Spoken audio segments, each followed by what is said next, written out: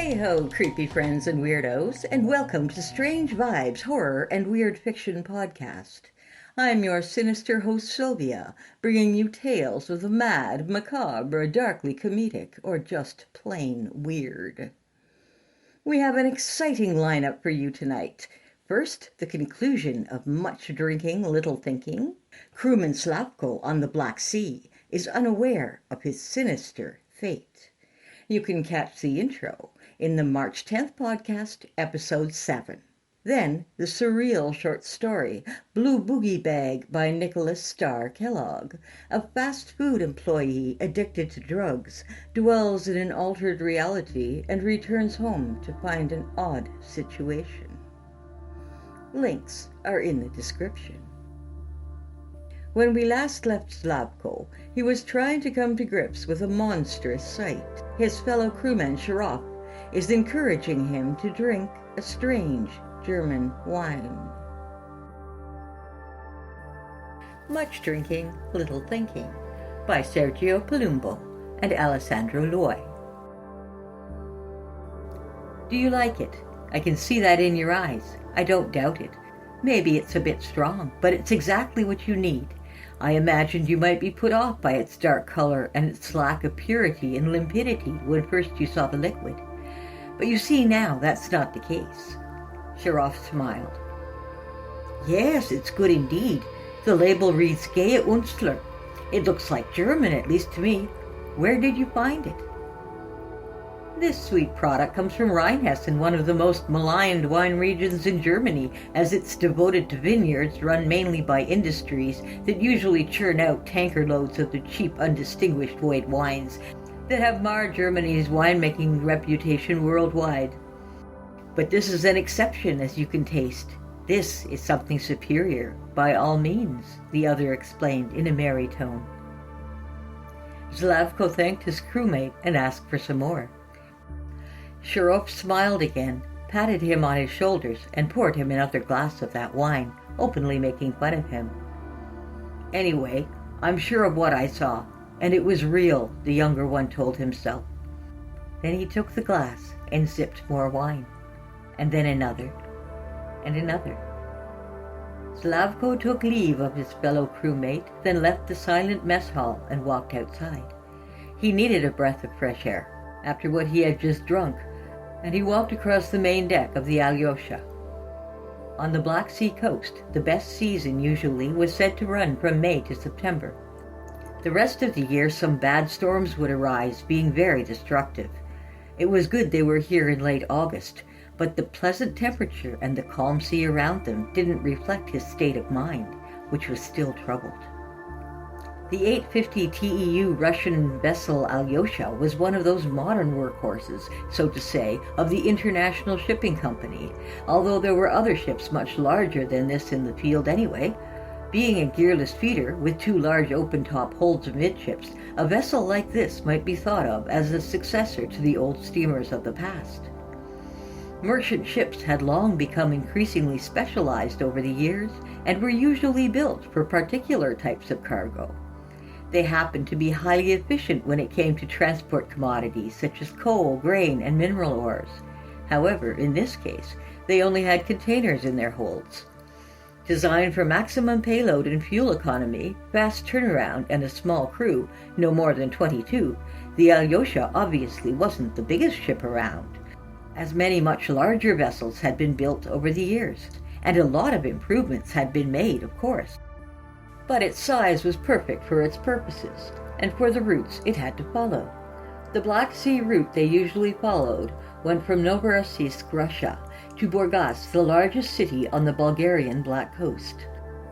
Having been born there, in what was mainly known as the real center of Bulgarian shipbuilding construction, along with fishing and the fish processing industry, the young man never doubted his destiny was to work or travel at sea. And in fact, this was what Slavko Archev had done since he was much younger. Once he had first left the streets of Burgas behind him, streets filled with all those pretty ancient houses he well remembered, and had gotten hired on a small fishing boat to eke out a living. His native city was also a place surrounded by the Burgas lakes to the west, south, and north. So there might be only water, so to say, in his head, and in his life in the future, of course. Anyway, it had not been so easy to get a job on board this ship, and to this point in his career, being accepted finally as a regularly paid crewman aboard such a vessel. Seacraft like this, on the Black Sea, rarely had a multinational crew, differently from what happened in other countries of the world. In fact, on the Alyosha, there were Russian men, and only one Bulgarian. That was him. Things had gone very well until just a few days ago. And now, when the most difficult part of his still young life seemed to be finally at his back, and so much had been achieved, there was that problem that had come unexpectedly, what he had seen. So many thoughts were on his mind. Once the man had walked the whole length of the uppermost continuous deck, extending almost in its entirety from bow to stern, he reached the door that led below, and started walking down the stairs to get to the engine room. This was the place on the ship he feared most, where he had seen those strange, worrisome things the day before. He wasn't sure yet he really wanted to go there, but the alcohol running through his body made him continue and kept him together. Maybe this was exactly the fuel he needed to come to terms with it, as his fellow crew member had told him that late evening, and so he didn't stop. Actually, before he followed the course of action Shirov had suggested to him and drank that very powerful dark yellowish liquid, he had in his head only deep anxiety, fear about the place where he had to go and spend most of the night at work. There were worries about what he might expect when he got there, being alone for many hours, and the strange sights he might see there tonight again. Okay, he could have easily pretended he was ill today and gone to the infirmary to be treated by the medic for a supposed fever or a stomachache, but this wouldn't have prevented him from going back to work sooner or later. So it might have been a way to stay calm and safe for now, but not forever. The truth was, he had long perceived his situation as uncontrollable, something he couldn't escape forever. But now, after 3 glasses of strong German wine and the effects of the powerful alcohol, things started to be very different. He felt a bit better now, and eager to do almost anything. His worries, at least most of them, and his fears, seemed to have gradually disappeared once he had ingested that dark yellowish liquid, though his mind seemed also a bit clouded at present. His befuddled brain was a consequence that couldn't be helped, he considered. It was nothing that could make him incur mistakes during his next hours to be spent below anyway, or so he hoped. By looking at all these powerful mechanisms for pumping fuel in the room that made up the twin engines and allowed the propellers of the ship to work with maneuverability and safety, the man considered the old days when multi-skilling among the seafarers was very rare abroad. Back in the 19th century, or so he had read, the engine room crew would have been something kept in addition to the other common seamen. Many years had passed since then. Things always changed, and they kept changing over the course of the centuries, indeed. The powerful 8,400 kilowatt engine propulsion system of the Alyosha easily moved its 370-foot length and its full load with no trouble, and the ship was reputed to be absolutely seaworthy, always passing inspection and periodic tests that were routine from time to time.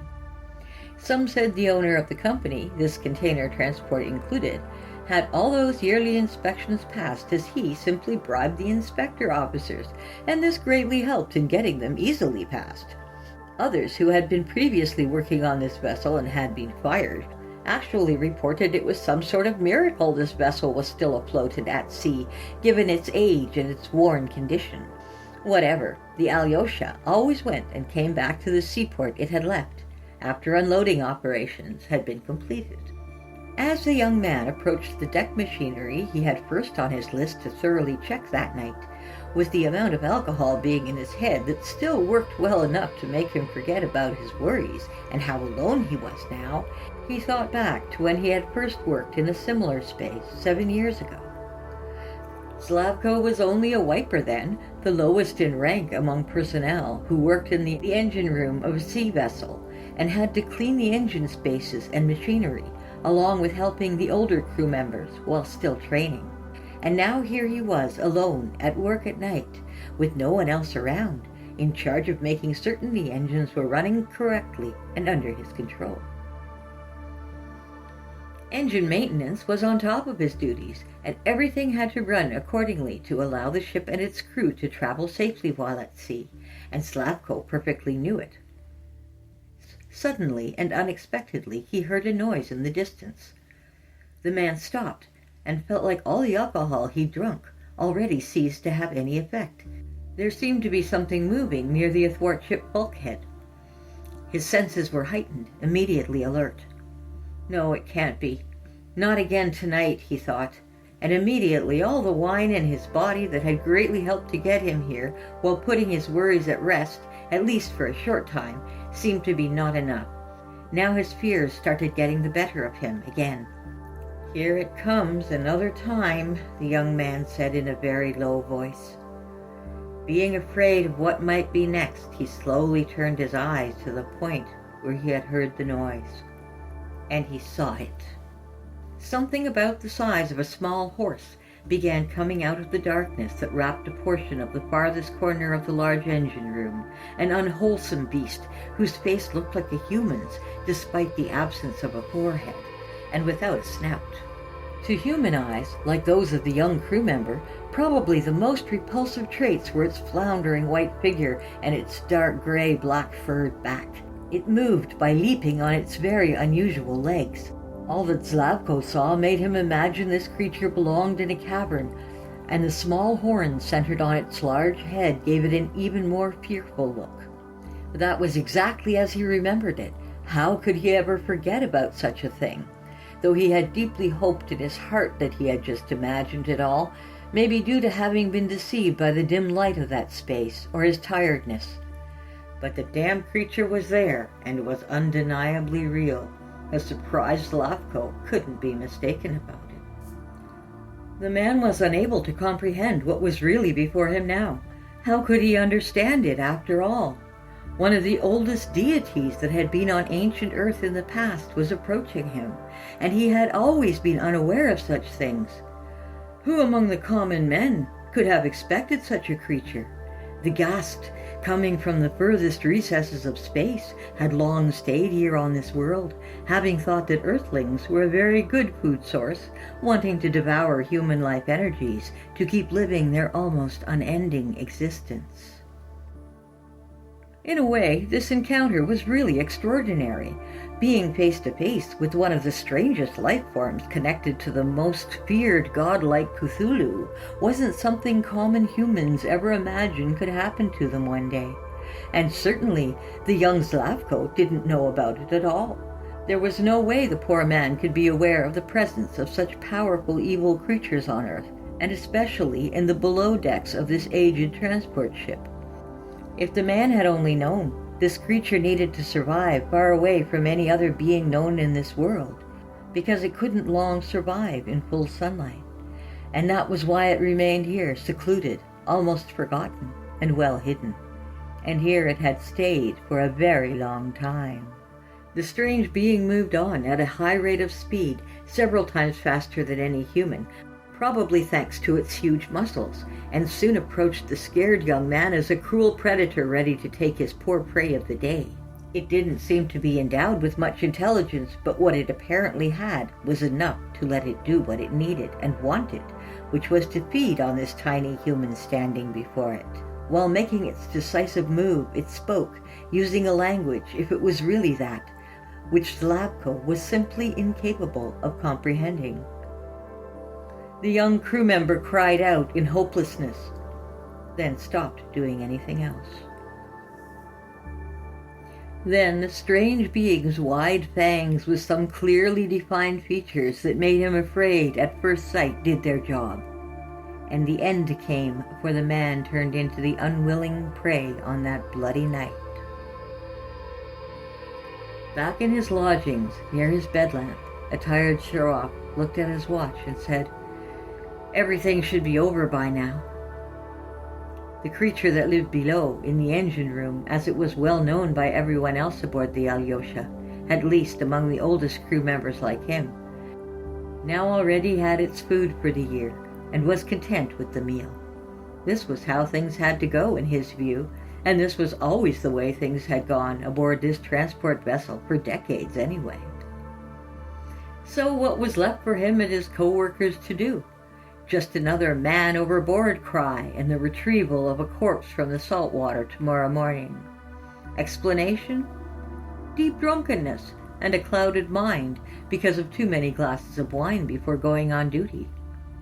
Then at night, when almost everyone else was asleep or couldn't notice it, the unstoppable fall of the poor victim below the main deck to the open water had happened presumably down the broadside of the ship, and that was that. This had already occurred many times, once every year, and this was exactly what had allowed this transport vessel to survive for so long. Provided that the deal with the creature was respected, and the feedings of human bodies and life energies continued uninterrupted, there was no reason why things should change in the foreseeable future. At times, new workers like Slavko Archev had doubts and fears about what they had seen by chance on their night shift in the engine room, and they were certain it wasn't just a shadow or their imagination. So they came in search of help, any possible help, and a bottle of Gea Unstler, offered usually by him or another crew member, was what the newbies got in reply. A few glasses of that strong wine gave the drinker the amount of courage he needed, although what he really wanted was protection. Another plus of that particular magical alcohol, produced by a long-dead alchemist, was that when it was added to the body of the unlucky individual, it gave the right taste, the right odor that made the evil creature below, the ghast, recognize immediately the target of the night, the victim offered by the others as part of their deal. It made everything easier and much more immediate by all means. The result was exactly what had come to be expected by the others aboard, the captain included, everyone but the poor victim anyway. And he and all the many deep-sea co-workers of the Alyosha just wanted to be sure to have a safe voyage, regardless of the cost to be paid.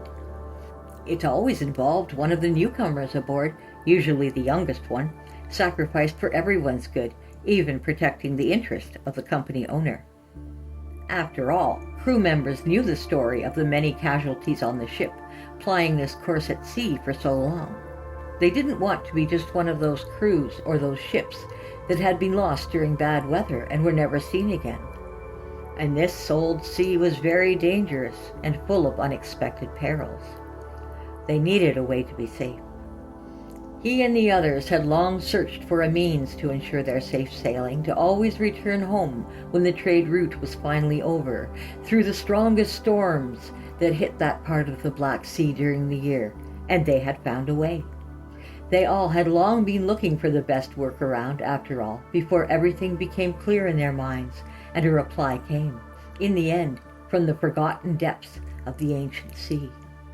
For they had been given a gift in the form of that unearthly creature, one of the ancient deities men had long forgotten, for certain, which needed only a corpse for its particular reason from time to time. As the old saying by the British author Lewis Carroll goes, "The little fishes of the sea, they sent an answer back to me." The Alyosha still sails the Black Sea, and every year someone gets a little drunk and falls overboard. Once in a while, things like that just happen. If you're a fan of creature feature horror comedy, heads up! Squirrels 2 Revenge of the Rodents is set for release October 30th, 2026. Pre-order now at a special low price. You'll love it. Now, sit back and enjoy our next number, A Surreal Thrill Ride, Blue Boogie Bag by Nicholas Starr Kellogg. The mindless minutiae of handing piping hot fast food to the troughs of pigs weighed Riley down. His replacement arrived and they made no eye contact. It had been 8 hours and 23 minutes, and besides the 2 smoke snort breaks, Riley had unfortunately done his job properly, like an obedient, putrid-smelling robot, feeding the countless drunk and high kids who went to the prestigious school up the street, and the lazy parents who couldn't be bothered to cook their spoiled children a healthy meal. They scoffed at his appearance when he handed them their meals. He tried to laugh it off during his smoke breaks, indulging in a little blue powder to remain focused and a little green to take the edge off. A slight up-and-down sensation that ultimately led to him floating around the kitchen trying to make a milkshake for himself, as his boss yelled at him, asking what the hell he was doing and why his hands were stained red. He once again laughed it off. He took off his colored shirt, exposing his dirty, scrawny body, which had become fat in all the wrong places since he began working in the hellhole where he was currently standing. "Have a good night, Riley." His boss winked at him after she said it. He wondered if he was experiencing an advance from an older woman, or if she was just being polite. He decided to wink back, and his boss smiled slightly but turned around, trying to avoid the awkward encounter that Riley had made worse. He grabbed a large cup, filled it with lemon-lime soda, and strolled to the bathroom to take a piss. Once inside the employee washroom, he placed his soda on the side of the sink, but when he did, it slipped off the chipped wet edge and exploded like a popped water balloon on the floor. A tidal wave of bright green, sugary, ice-filled liquid flooded the shit-stained tiles. "Fuck," he muttered under his breath, while a sticky solution pooled around his scuffed dress shoes. Riley knew where the mop was located. He knew his boss would know it was him. So he traversed the verdant sludge, stood over the bowl and relieved himself, then walked past the sink without washing his hands and shut the door quietly. Riley looked to his left and his right. The coast was clear. He hurried out to the exit, almost hitting his head on the glistening glass doorframe, hoping no one shouted his name across the parking lot before he reached his car. Riley sat down and ignited the engine. The pistons shuddered as if his vehicle was a lifelong smoker and needed to cough up phlegm every time it awoke. His dashboard lit up with 6 unique colors. The only 2 he knew were his check engine and low fuel, but he had no plans to rectify either.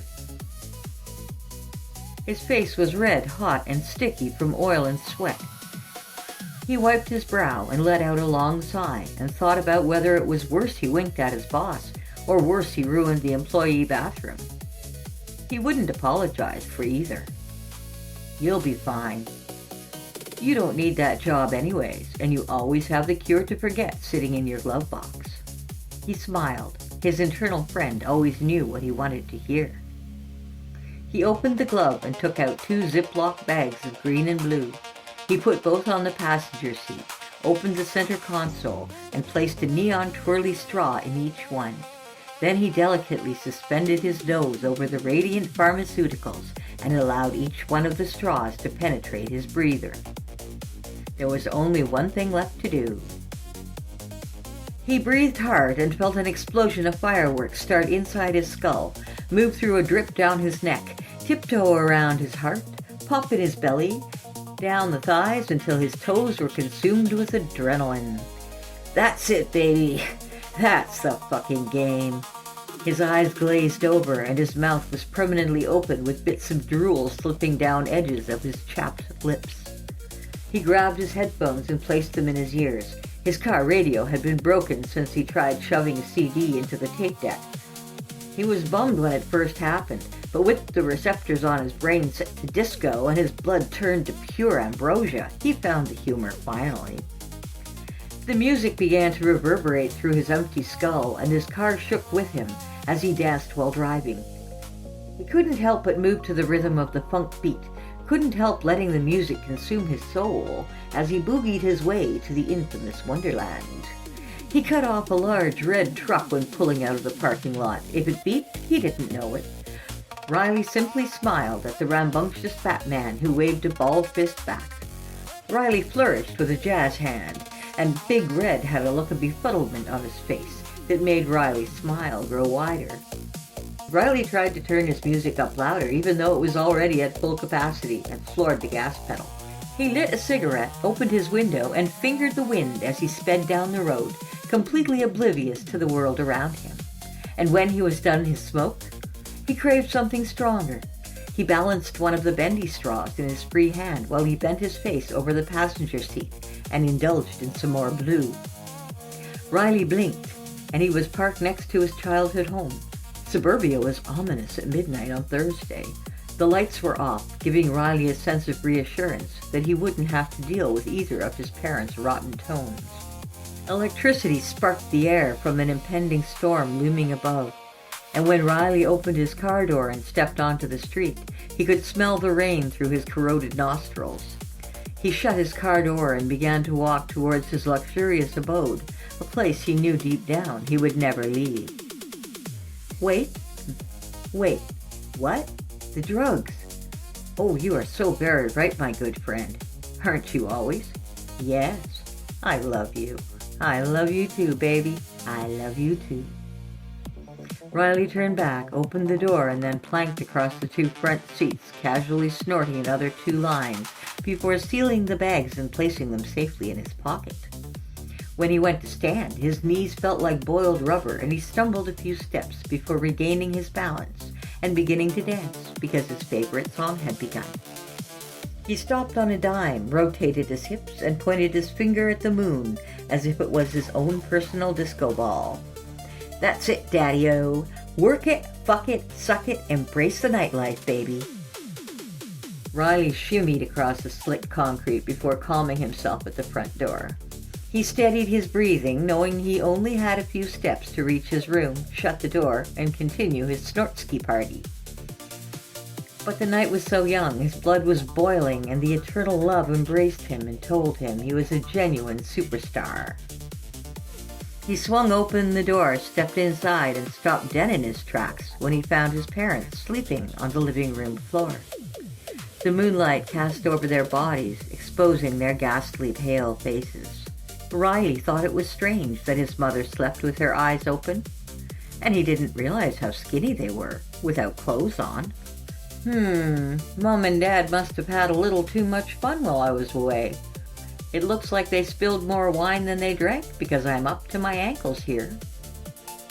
Riley tried to remain as quiet as possible. He didn't want to wake them. But his face turned red and he couldn't contain his laughter any longer when he realized how much wine they had gotten on the couch. He placed his hand over his mouth, trying to block his jovial outburst, but couldn't quite catch all of it. There was a scrape on the floor behind him. He turned and found himself face to face with a stranger. The man's complexion was pale like his naked parents, his eyes yellow, and the top of his head touched the ceiling. Riley looked down at the stranger's feet. They were bare and covered in his parents' wine. Riley's hips began to sway with the music. The pale man began to sway as well. Riley smiled. The stranger exposed his elongated, dead teeth. Riley reached into his pocket and held out a bag of blue dust. The pale man politely took it and winked. Disco, baby. Let's ride this fucker to the Boogie Wonderland. I love you.